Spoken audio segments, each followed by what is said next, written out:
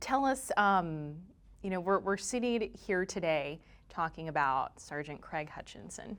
Tell us about him. Well, I can tell you that when I first started working here at the Sheriff's Office, Craig was my FTO, the nicest guy in the world. One of the things that he always said before we started our shift is that you treat everybody with respect. And I grew up like that. My mom taught me that all of my aunts and uncles, no matter who you are, you treat them with respect.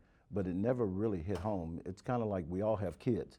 And I can tell you that my kids have to hear it from somebody else before they believe it. The parents can tell them everything. And I've always had that in my heart, but I knew that my mom was right when I heard it from somebody else. And Craig Hutchinson was just a great guy. I hear people talk about he was a gentle giant. You could look at him and see that he was very big and very tall, but he was a big teddy bear.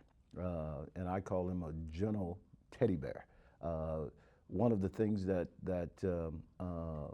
after I left from the Sheriff's Office, because I was here for a period of time, and then I went to Texas Alcoholic Beverage Commission. Another one of my idols took me over there, Doyne Bailey, who's a former sheriff here.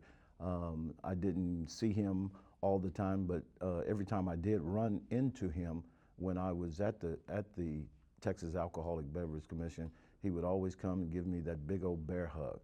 He was just a good guy, and he cared about everybody. How many years total had you known the sergeant? Well, I knew him since '85. When he became my field training officer. We have a lot of great stories, and one of the things that he would always tell people when we were together was that I was the only guy that he let touch his butt. And he says that because we had a tackle football team here at Travis County Sheriff's Office, and I was quarterback, he was the center. And that was the thing that he would always tell individuals. And one of the strange things I would tell folks, he was so tall and I was so short that normally I played football in college, and I was a quarterback in college. And the center, you'd get down and put your hands under the center and try to get the ball. And normally it was waist high, but when he became center, I had it up here almost in my face. So he would crack jokes about that all the time. So a lot of the people that I've spoken with, of course, talked about his professionalism and how great he was, but you had a different view of him. He sounds like he was kind of a jokester. He was. He was always playing practical jokes, and sometimes being a young officer, he was young, and he had I call them mitts, or I think it was pretty much like boxing gloves. His hands were huge, and he was one of my FTOs early in the morning, and I'm not an early morning person. And while he's driving, when you first start the FTO program, you don't do any of the driving. You just sit up and observe what your field training officer is training you to do. And early in the morning, 7 o'clock in the morning, that means I had to get up at 5:30 and get dressed and go to work. And I'm sitting over in the passenger seat, and every now and then, I might have had a late night, and he would, I would fall asleep or start dozing, and he would thump me in my ear to wake me up, and it felt like he was hitting me with his fist, but it was just one little finger, and he always thought that was the funniest thing, because I would make different gestures after he did that. And the guy, we would go into restaurants, and him being so big in a police uniform, the kids would just gravitate to him. And I think the majority of the people that was around Hutch wanted to be just like him, because he was just a friendly guy. Yeah, I've heard that many times, someone to idolize. Sheriff, does this all seem surreal? Well, I can tell you that going back to Jessica Hollis, when I lost Jessica Hollis, when we lost Jessica Hollis, one of the things that I said is that I never want to go through anything like this again. And when I got that call, when I was in Dallas, Texas, probably about 1:30, 2 o'clock in the morning, and got a page and says that an officer has been involved in a shooting. And then it came back that Sgt Hutchinson had been the one that was down.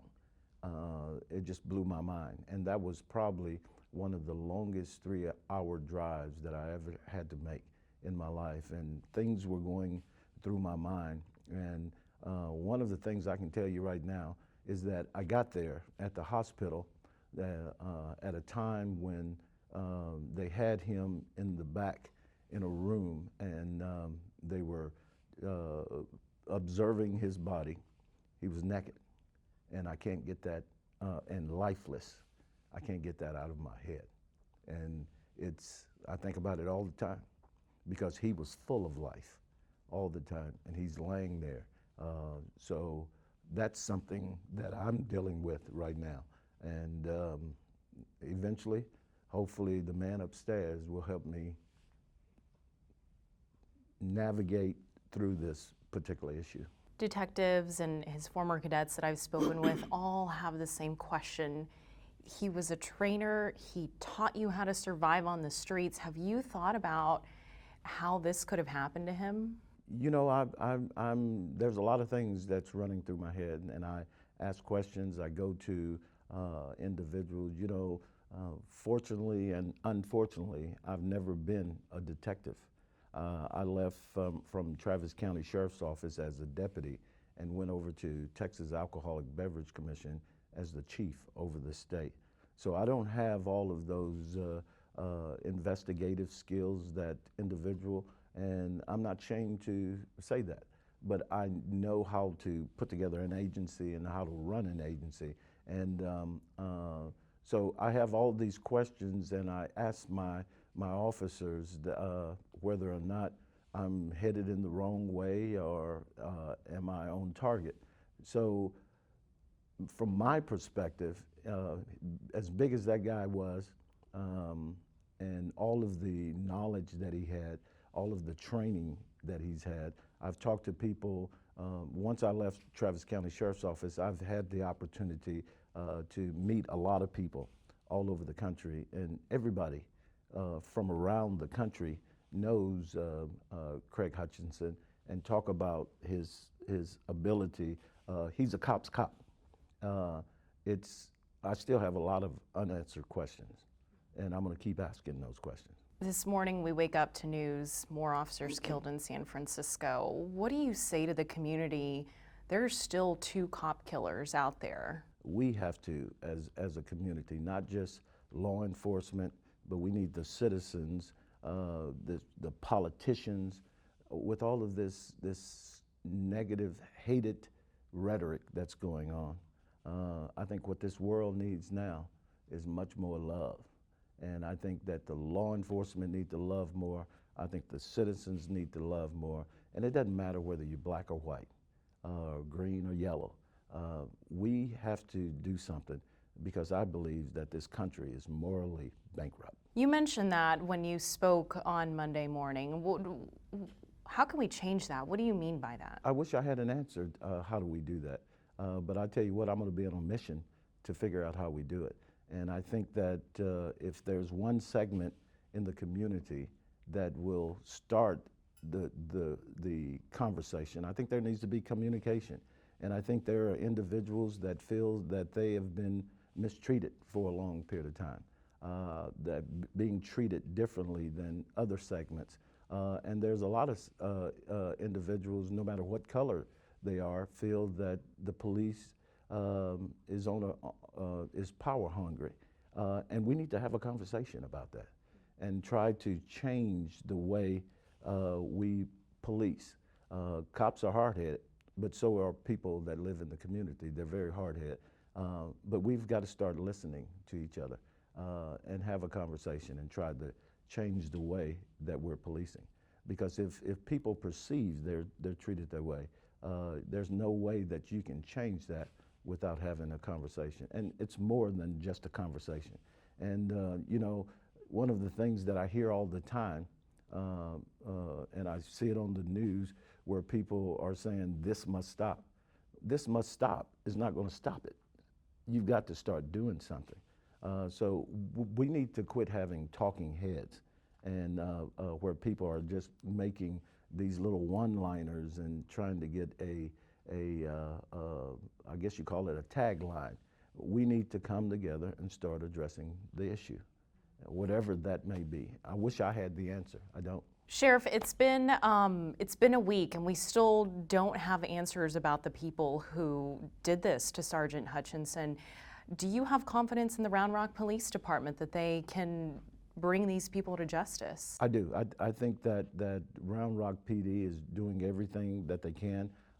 They're working not only with FBI, with the marshals, but they're also working with Travis County Sheriff's Office, and they have done everything possible right now. There's just haven't been any leads, and you'll notice that when I did that press conference is that I know you have questions, but we don't have any answers. We had just got it on the scene, and we have no answers. And as far as the investigation, I think Round Rock is doing everything that they can. Can you honestly tell the people of Travis County and surrounding counties that they are safe with 2 officer shooters on the loose? I can honestly tell you that Travis County Sheriff's Office and the surrounding law enforcement agency are going to do everything possible to make sure that they are safe. And once we get information, we're going to be diligent about trying to catch these individuals. And again, you know, even if somebody might have seen headlights that night or something, can that little puzzle help y'all? Anything, or hear in a conversation in circles that they're in, if they can just give us information, we will go out there and check on it. I just think that the community needs to play a bigger part, or a part of helping us figure out what happened that night on July 25th. Just my last question, if there was one last thing you could say to your friend, Sgt Hutchinson Hutch, what would it be? Well, you know, the good thing about that is that 2 weeks ago, we had an informal promotional ceremony in the back. And as I was walking out, Craig was one of the individuals that was back there. And my nickname is Hambo. And he said, "Sheriff Hambo?" He said, "Can I speak with you for a couple of minutes?" And I said, "Yeah, I've got time." And we went into the back, into my office, and he talked about that he was about to retire. And he said that he's going to retire September 1st. And we had a conversation about what he wanted to talk about. And before he left that office, he told me, "I love you." And I told him, "I love you." And he hugged me, picked me up, and set me down. I'll never forget that.